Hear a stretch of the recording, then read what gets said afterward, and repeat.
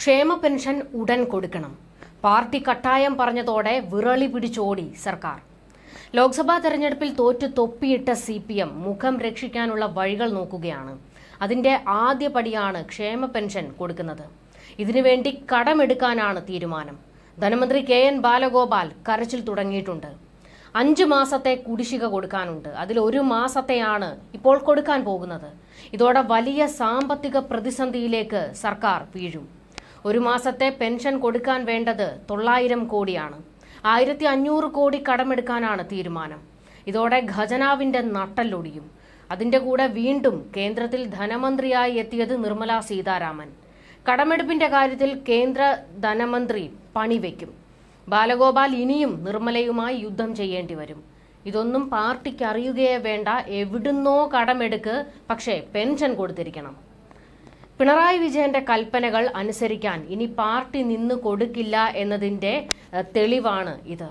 ക്ഷേമ പെൻഷൻ ഉടൻ നൽകണമെന്ന് CPM നിർദ്ദേശം ഗൗരവത്തിലെടുത്തിരിക്കുകയാണ് സർക്കാർ. ഈ സാഹചര്യത്തിലാണ് സംസ്ഥാന സർക്കാർ കടമെടുക്കാൻ പോകുന്നത്. ഇതിൽ നിന്ന് 1 മാസത്തെ ക്ഷേമ പെൻഷൻ നൽകും. ക്ഷേമ പെൻഷൻ നൽകിയില്ലെങ്കിൽ സർക്കാരിന്റെ പ്രതിച്ഛായ ഇനിയും മോശമാകുമെന്നാണ് CPMന്റെ വിലയിരുത്തൽ. ജനുവരി മാസം കുടിശ്ശികയായ പെൻഷനാണ് ഇപ്പോൾ നൽകുന്നത്. 26 മുതൽ വിതരണം ചെയ്യും. ജൂൺ ഉൾപ്പെടെ 6 മാസത്തെ പെൻഷൻ കുടിശ്ശികയാണ്. എല്ലാ മാസവും പെൻഷനും വിതരണം ചെയ്യാനും കുടിശ്ശിക ഘട്ടം ഘട്ടമായി തീർക്കാനുമാണ് തീരുമാനം. കടപ്പത്രങ്ങളുടെ ലേലം ചൊവ്വാഴ്ച നടക്കും. ഇതോടെ ഈ വർഷത്തെ കടമെടുപ്പ് 8000 കോടി രൂപയാകും. ഈ വർഷം ഡിസംബർ വരെ 21,253 കോടി രൂപ കടമെടുക്കാനാണ് കേന്ദ്രം അനുവദിച്ചിട്ടുള്ളത്. അതായത് 3 മാസം കൊണ്ട് തന്നെ കടമെടുക്കാൻ കഴിയുന്ന ഭൂരിഭാഗവും കടമെടുക്കുകയാണ്. ഇത് വരും മാസങ്ങളിൽ ഖജനാവിനെ വലിയ രീതിയിൽ പ്രതിസന്ധിയിലാക്കും. കേന്ദ്ര സർക്കാരിൽ നിന്നും കടമെടുക്കാൻ കൂടുതൽ പരിധി കിട്ടുമെന്ന പ്രതീക്ഷയിലാണ് കേരളം. സാമ്പത്തിക പരിമിതികൾക്കിടയിൽ നിന്നുകൊണ്ട് ജനക്ഷേമ സർക്കാരായി മാറാനുള്ള ഒരു പണിയാണ് CPM സർക്കാരിന് മുന്നിൽ വയ്ക്കുന്നത്. അതുകൊണ്ടാണ് കടമെടുത്തും പെൻഷൻ നൽകുന്നത്.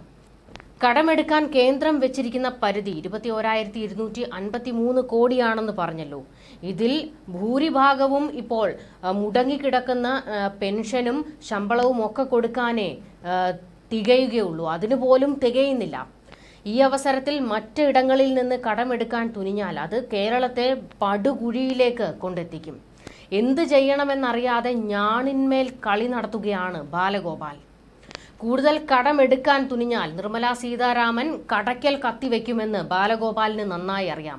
പിന്നീട് നിർമ്മലയുമായി വലിയ പോര് നടത്തേണ്ടി വരും. എന്നാൽ എത്ര പോര് നടത്തിയാലും നിർമ്മല പറയുന്നിടത്ത് അതിനപ്പുറത്തേക്ക് കാര്യങ്ങൾ പോകില്ല. കാരണം കേരളം കടമെടുത്ത് ഇനി എത്ര കാലം മുൻപോട്ട് പോകുമെന്ന ചോദ്യമാണ് നിർമ്മല സീതാരാമൻ ചോദിക്കുന്നത്. പക്ഷേ കേന്ദ്രവും കേരളത്തിലൊരു രാഷ്ട്രീയ മുതലെടുപ്പ് നടത്തുന്നുണ്ട്. കടമെടുക്കാൻ ചെല്ലുമ്പോൾ കേന്ദ്രം പണി വെക്കാറുള്ളത് പതിവാണ്. ക്ഷേമ പെൻഷന്റെയും സർക്കാർ ജീവനക്കാരുടെ ആനുകൂല്യത്തിന്റെയും കുടിശ്ശിക തീർക്കലിനാകും സർക്കാരിന് ഇനിയുള്ള മുൻഗണന. ഓരോ വിഭാഗത്തിന്റെ പ്രശ്നങ്ങൾ പരിശോധിച്ച് അതിൽ നിന്ന് സർക്കാർ ഇടപെടലിന് മുൻഗണന നിശ്ചയിച്ച് നൽകാനും CPM തീരുമാനിച്ചിട്ടുണ്ട്. അതായത് സർക്കാരിന്റെ മുകളിൽ ഇപ്പോൾ പാർട്ടിയുടെ കൃത്യമായ ഒരു പിടി വന്നിട്ടുണ്ട്. എവിടൊക്കെ എന്തൊക്കെ ചെയ്യണമെന്ന് പാർട്ടിയാണ് പറയുന്നത്. ഈ സാഹചര്യത്തിൽ വരും മാസങ്ങളിലും കടമെടുക്കേണ്ടി വരുമെന്നത് ഉറപ്പാണ്. കേന്ദ്രവിഹിതമടക്കം കിട്ടിയാലേ കേരളത്തിന് മുൻപോട്ട് ഈ സാമ്പത്തിക വർഷം പോകാൻ കഴിയൂ. കടമെടുത്ത് പെൻഷനും മറ്റും നൽകുമ്പോൾ വികസന പ്രശ്നങ്ങൾ പ്രതിസന്ധിയിലാകും. അതായത് വികസനങ്ങൾ സർക്കാർ മുൻപോട്ട് വെച്ച പല വികസന പദ്ധതികളും ഇപ്പോൾ പാതി വഴിയിൽ കിടക്കുകയാണ്. കേന്ദ്രത്തിൽ നിന്ന് കിട്ടുന്ന പൈസ ഇതുകൂട്ടത്തെ വികസന പ്രവർത്തനങ്ങൾക്ക് ഉപയോഗിക്കാൻ കഴിയുന്നില്ല. പകരം ഇതെല്ലാം കുടിശ്ശികയായി കിടക്കുന്ന പെൻഷനും ശമ്പളവും ഒക്കെ കൊടുക്കാൻ മാത്രമേ തികയുന്നുള്ളൂ. ക്ഷേമ പെൻഷൻ കുടിശ്ശിക സമയബന്ധിതമായി കൊടുക്കുമെന്ന് ധനമന്ത്രി KN ബാലഗോപാൽ നിയമസഭയിൽ പറഞ്ഞിരുന്നു. പ്രതിപക്ഷം കൊണ്ടുവന്ന അടിയന്തര പ്രമേയ നോട്ടീസിന് മറുപടി കൊടുക്കുമ്പോഴായിരുന്നു ധനമന്ത്രി ഈ വാക്ക് പ്രഖ്യാപിച്ചത്. പെൻഷൻ കാര്യത്തിൽ പ്രതിപക്ഷം മുതലക്കണ്ണീർ ഒഴുക്കുകയാണ്. സാമ്പത്തിക മേഖലയിൽ കേന്ദ്രത്തിന് നിഷേധാത്മക സമീപനമാണുള്ളത്. 1 മാസം പെൻഷൻ കൊടുക്കാൻ 900 കോടി വേണമെന്ന് ധനമന്ത്രി പറഞ്ഞു. കേന്ദ്രത്തിനെതിരെ ഒരുമിച്ചൊരു സമരം ചെയ്യാൻ പ്രതിപക്ഷം തയ്യാറുണ്ടോ എന്നും ധനമന്ത്രി ചോദിച്ചിരുന്നു. ക്ഷേമ പെൻഷൻ മുടങ്ങാൻ കാരണം എന്താണെന്നുള്ള ചോദ്യത്തിന് പക്ഷേ മറുപടിയില്ല. ദൂർത്തടിച്ചതിന്റെ കണക്ക് മുക്കുകയാണ് ബാലഗോപാൽ. തെരഞ്ഞെടുപ്പ് തോൽവിയിൽ നിന്ന് സർക്കാർ ഒരു പാഠവും പഠിച്ചിട്ടില്ല എന്ന് വ്യക്തമാക്കുന്നതാണ് ധനമന്ത്രിയുടെ നിലപാടെന്ന് പ്രതിപക്ഷം കുറ്റപ്പെടുത്തിയിരുന്നു. ഉമ്മൻചാണ്ടി സർക്കാരിന്റെ കാലത്ത് 18 മാസത്തെ കുടിശ്ശികയുണ്ടെന്ന പ്രസ്താവന തെറ്റാണ്. പെൻഷൻ അവകാശമല്ല, സഹായമാണെന്ന് ഹൈക്കോടതിയിൽ സർക്കാർ സത്യവാങ്മൂലം നൽകി. ക്ഷേമ പെൻഷനിൽ നിന്ന് സർക്കാർ മെല്ലെ പിൻവാങ്ങുകയാണെന്നും പ്രതിപക്ഷം ആഞ്ഞടിച്ചു. പെൻഷൻ നൽകാൻ ഇന്ധന സെസ് ഏർപ്പെടുത്തിയിട്ടും സർക്കാർ പറ്റിക്കുകയാണ്.